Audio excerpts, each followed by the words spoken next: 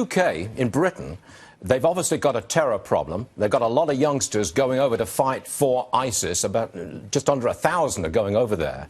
And they've got a whole new series of proposals to deal with this, including withdrawal of passports from some of these people who've gone overseas to fight. Absolutely good. And closing some mosques. Would you do the same thing in America? I would do that. Absolutely. I think it's great. I know they have a lot of proposals over there. If you go out, you go fight for ISIS. Can you do it? You can't come back. Why can't you do it? You can do it here. Can you close a mosque? I mean, we do have Well, I don't know. freedom. I mean, I haven't heard about the closing of the mosque. It depends. If the mosque is, loaded for bear, I don't know. You're going to have to certainly look at it. But I can tell you one thing. If somebody goes over and they want to fight for ISIS, they wouldn't be coming back.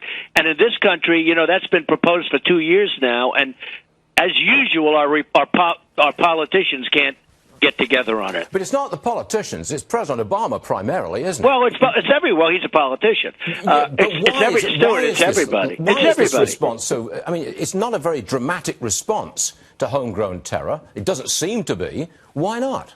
Well, I think it's incredible that somebody can come from this country or from England or wherever you may have it and go out and fight for ISIS and then come back into our country.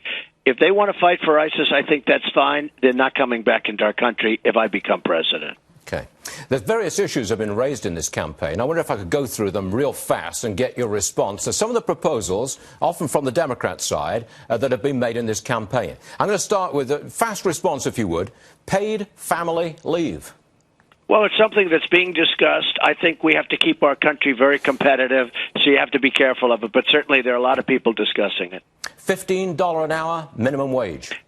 We have to keep our similar answer. You have to keep our country competitive. One of the reasons companies are leaving is because salaries are too high. You look at what's going on in Vietnam and in China and so many different places. So we have to be very, very careful with that. That sounds so easy, but we have to be very, very competitive or we're going to lose all of our jobs in this country. Well, it sounds like you're saying, no, we can't afford paid family leave. I'm not a big fan because I want to be competitive with other countries, and that's what we're competing against, and that's what we're losing to. Okay. Hillary Clinton proposes free pre-K for all. Well, I don't like it because eventually you're going to have to raise everybody's taxes. So that's a big no on that one as well. Stuart, there is no such thing as free. You're going to have to raise taxes.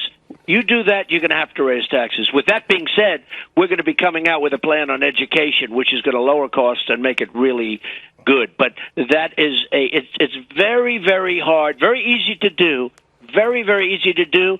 And you know what's going to happen? We already have tremendous deficits. You're going to have to raise everybody's taxes higher. We're already the #1 taxed country in the world. We have to be very careful. Now, would you do a Bush 41 and say, read my lips, no new taxes? Would you do that? Well, I could do that. I'm not going to do it on your show, but I could do that, and I could certainly think about doing that because my taxes, and under my plan, as you know, I'm reducing taxes, I think, more than any other candidate by far.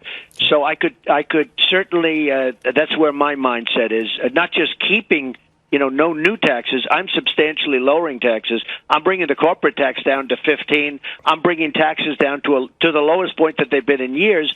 And what's going to happen is the economy is going to take off. How about this one? Hillary Clinton and the president say, do not build the Keystone Pipeline. And you say? No, I would let the Keystone Pipeline be built, absolutely. Apple, it's the computer company. It's got $183 billion stashed away overseas. What measures would you take to bring some of that money or all of that money back home to America? Well, it's called corporate inversion. It's such a simple problem. We have billions and trillions, actually, at least $2.5 trillion overseas. Companies can't get it in. And the amazing thing about this one is everybody, Republican and Democrat, want the money to come back, and they can't even agree on that. So here, everybody agrees the money should come back. We should have the money in our country so we can rebuild different things and, have lots of fun with our infrastructure and everything else, which is falling apart and desperately needed. And even that, Stuart, we can't get back in. So here's a point that everybody wants. Everybody agrees the money should come back in. They can't even agree on that. Break up the big banks. Now, you do business with the biggest of big banks here in New York City and around the world. A lot of people on the left want to just break them up. What say you? I disagree, but I also think we have to get rid of Dodd-Frank. The banks aren't loaning money to people that need it. The banks will give me all the money I need because I don't need the money. Anybody that doesn't need money is a great candidate to get money. If you need money to create jobs, to build something, whether it's buildings or a company, the banks aren't there. The regulators are running the banks, and that's why our country, people can't borrow money today.